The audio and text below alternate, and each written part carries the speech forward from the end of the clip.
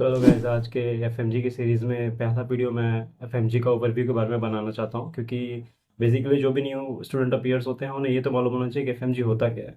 सो इस वीडियो में मैं लगभग सब कुछ डिस्कस करने वाला हूँ, including pass percentage from different countries, number of attempts आप कितने दे सकते हो, और इस बार के एफएमजी दिसंबर 2024 सेशन के बारे में मेरी अपनी क्या राय है उसके बारे में बात करेंगे। एग्जाम के पैटर्न, शेड्यूल, एवरीथिंग, एग्जाम के बाद की प्रोसेस के बारे में भी हम बात करेंगे, क्योंकि वो भी जानना जरूरी होता है।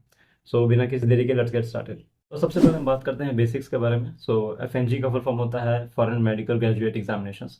तो जैसा कि आपको नाम से ही पता लग रहा है कि जो फॉरेन से मेडिकल ग्रेजुएट्स अपना डिग्री कंप्लीट करके आते हैं, उन लोग को इंडिया आने के बाद ये स्क्रीनिंग या फिर क्वालिफाइंग एग्जाम देना होता है। स्क्रीनिंग क्वालिफाइंग एग्जाम का मतलब ये होता है कि इसमें आपको कोई बस 50% मार्क्स सिक्योर करना है। इसमें कोई कॉम्पिटिटिव नहीं, इन्वायरमेंट नहीं है कि आपको अच्छे रैंक मिलेगा तो ये आपको इंडिया में अलाउ करेंगे, ऐसा कुछ भी नहीं है। बस आपको 50% मार्क्स सिक्योर करना होता है आउट ऑफ 300। और बात करते हैं कि कौन इस एग्ज़ाम के एग्जाम्पशंस होते हैं। सो बेसिकली अगर आप USA, UK, Canada, Australia, New Zealand यहाँ से अगर आप करके आ रहे हो तो आपको इंडिया में आके एफएमजी देने की कोई ज़रूरत नहीं है, क्योंकि यहाँ की इन एग्ज़ाम्स के जो बेसिकली जो इन कंट्री से करके आते हैं ना, उनके स्टैंडर्ड्स हाई होते हैं, इंडिया से भी हाई होते हैं, इंडिया से बेटर होते हैं। इंडिया से तो लोग फॉरेन में जाते हैं उन कंट्रीज़ में करने के लिए, अगर हायर डिग्री परस्यू करना है तो ये उसका एक बेसिक्स था। और दूसरी बात करते हैं कि ये एग्ज़ाम कंडक्ट कौन करवाती है। सो ये एग्ज़ाम कंडक्ट करवाया जाता है national board of examination of medical science यानी एनबीईएमएस के द्वारा। और ये एग्ज़ाम एक साल में 2 बार होता है, जून और दिसंबर सेशन में। बट इसके डेट आगे पीछे होते रहते हैं। जैसे कि मैंने जब एग्ज़ाम दिया था वो दिसंबर 2024 सेशन था, बट मेरा हुआ पर्सनली जनवरी 2025 में, ऑन 12 जनवरी। सो ऐसा नहीं है कि आपको डेट फिक्स होता है कि हाँ दिसंबर में है तो दिसंबर में ही होगा। एक महीना मतलब थोड़ा शिफ्ट कर देते हैं कभी कभार, बेसिकली दिसंबर में ही माना जाता है इसको। दूसरी बात हम करते हैं कि इसमें अटेम्प्ट्स कितने दे सकते हैं आप। तो इसमें आप अटेम्प्ट्स अनलिमिटेड दे सकते हो, ठीक है। ऐसा कुछ नहीं कि आपने 2 बार दिया, 5 बार दिया उसके बाद आपको एग्जाम देने की कंटिन्यूटी नहीं है। आप दे सकते हो जब तक एग्जाम आपका एग्जाम ना निकले तब तक आप एग्जाम दे सकते हो। करते हैं एग्जाम के पैटर्न के बारे में। सो ये एग्जाम एक multiple choice question based exam है, जो कि सीबीटी होता है बेसिकली, यानी कि कंप्यूटर बेस्ड टेस्ट। कंप्यूटर के सामने आपको बैठ करके एग्जाम देना होता है, और 300 मिनट मिलते हैं आपको टोटल, जो कि 2 पार्ट्स में डिवाइडेड होता है, पार्ट 1 और पार्ट 2। ठीक है। और there is no negative marking in this exam. So आपको बस टोटल 300 क्वेश्चन में से 150 क्वेश्चन सही करने हैं, ठीक है। और अगर पार्ट 1 पार्ट 2 में भी हम लोग को सब डिविजन्स होते हैं, section A, section B and section C. तो 50 50 50 क्वेश्चन के में पार्ट 1 मतलब 150 क्वेश्चन खत्म हो गया, फिर आपको पार्ट 2 देना है 50 50 50 का। सो इस तरीके का रहता है। और पार्ट 1 और पार्ट 2 के बीच में आपको अप्रोक्सीमेटली 2 आवर्स का ब्रेक मिलता है। कर लें एग्जाम के सिलेबस और लेआउट के बारे में। सो सिलेबस पे कंसिस्ट ऑफ 19 सब्जेक्ट्स। बेसिकली इसमें 3 सेक्शंस होते हैं, प्री क्लिनिकल, पैरा क्लिनिकल और क्लिनिकल। ये एग्जाम के सेक्शन नहीं है, ये डिस्ट्रीब्यूटेड होते हैं अलग अलग मैनर्स में। हम लोग जब पढ़ते हैं तो 3 पार्ट में पढ़ते हैं। प्री क्लिनिकल से का एक अलग सब्जेक्ट का सेट होता है, क्लिनिकल का अलग होता है, पैरा क्लिनिकल का अलग होता है। तो इन्हीं तीनों से आता है, ठीक है। दूसरी बात करते हैं एग्जाम के लेआउट के बारे में। सो आप अपने स्क्रीन पे देख पा रहे हो एग्जाम के लेआउट के बारे में। इस वक्त हम लोग देख रहे हैं कि किस सब्जेक्ट से कितने क्वेश्चन आ रहे हैं। सो आप देख पा रहे हो कि यहाँ पे बेसिकली 4 सब्जेक्ट सबसे ज़्यादा मेन होते हैं, ठीक है। Surgery, medicine, ओबीजी and PSM. But ये मत समझो कि ये 4 सब्जेक्ट आप कर लोगे तो आप पास हो जाओगे, ठीक है। 40% इन्हीं चारों से आ रहे हैं, बट ये चार जो सबसे बड़े सब्जेक्ट्स भी होते हैं पूरे एमबीबीएस के जर्नी में, इन्हीं से रिलेटेड सब्जेक्ट्स होते हैं बाकी के।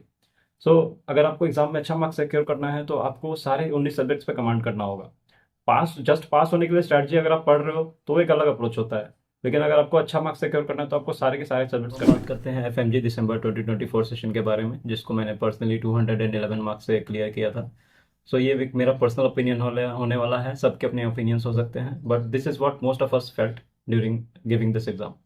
सो मैं बात करता हूँ कि बेसिकली इस बार का पेपर थोड़ा सा ट्रिकी था, ठीक है। लास्ट के ईयर से इस बार का पेपर थोड़ा सा ज़्यादा ट्रिकी था। क्यों ऐसा मैं कह रहा हूँ, क्योंकि ये एग्जाम में लेंदी क्वेश्चन ज़्यादा आए थे।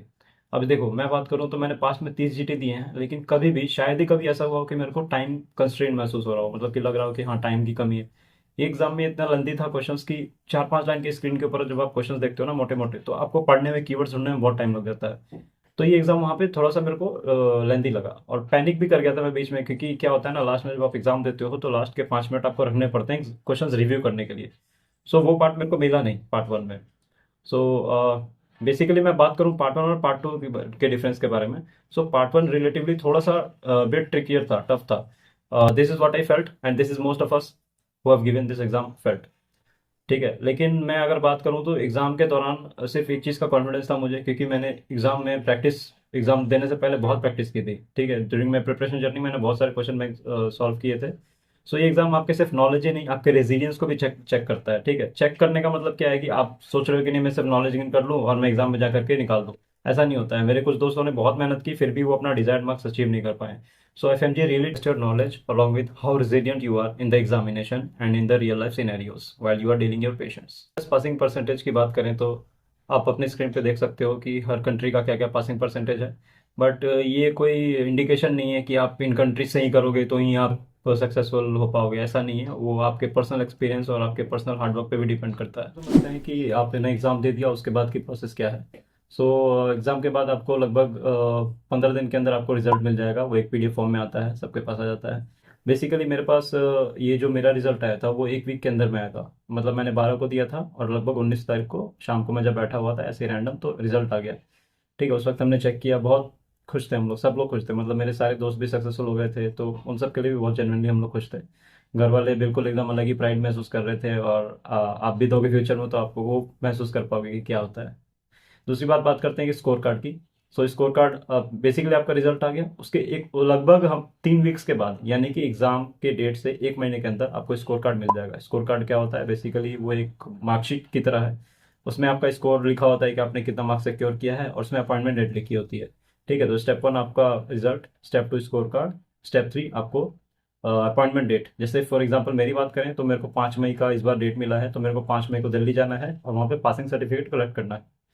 ठीक है, ये हो गया प्रोसेस। उसके बाद फिर आपको क्या करना होता है ना, आप रिस्पेक्टिव स्टेट में जहाँ पे भी हो यानी कि जो आपका डोमिसाइल है वहाँ पे आपको जाना है और अप्लाई करना है आपके स्टेट रजिस्ट्रेशन के लिए।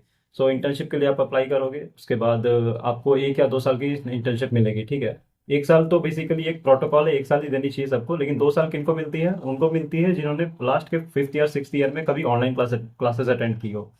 ठीक है, स्टाइपेंड की बात करें तो हर स्टेट का अलग अलग है। ठीक है, मोस्टली स्टेट्स में स्टाइपेंड मिल जाती है। खासकर स्पेसिफिकली बात करें तो गवर्नमेंट मेडिकल कॉलेजेस जो होते हैं उनमें मिल जाती है। किसी किसी स्टेट्स में नहीं मिलती है, बट ठीक है फिर वो मैनेज करना पड़ता है, उसमें हम कुछ कर नहीं सकते हैं।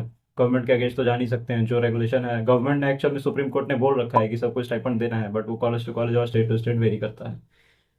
इंटर्नशिप कंप्लीट होने के बाद आप एज एन एमबीबीएस डॉक्टर कहीं पे भी ज्वाइन कर सकते हो, क्योंकि आपको रजिस्ट्रेशन नंबर मिल चुका होता है आपके स्टेट से, और आप कहीं पे भी एमबीबीएस डॉक्टर की तरह अपनी जर्नी कंटिन्यू कर सकते हो, जो इंडियन मेडिकल ग्रेजुएट्स होते हैं उन्हीं की तरफ। कनेक्ट होना चाहते हो तो मैं नीचे में इंस्टाग्राम आईडी अपना दे दूंगा। और दूसरी बात, अगर आपको टेलीग्राम पे मुझसे जुड़ना है जिसमें कि और भी स्टूडेंट्स हैं, अभी मैंने नया नया स्टार्ट किया है जिसमें हम बच्चों को गाइड करते हैं कि किस तरीके से आपको फर्दर प्रिपरेशन करनी है और स्ट्रैटेजीज क्या बनानी है, तो आप वो भी ज्वाइन कर सकते हो। अगर आपको और भी कुछ फर्दर क्वेश्चन है तो आप कमेंट सेक्शन में भी पूछ सकते हो, और मुझे फर्दर आप ये बताइए कि नेक्स्ट टॉपिक में क्या बनाऊँ जो कि जिससे कि आपकी हेल्प हो सके। Thank you.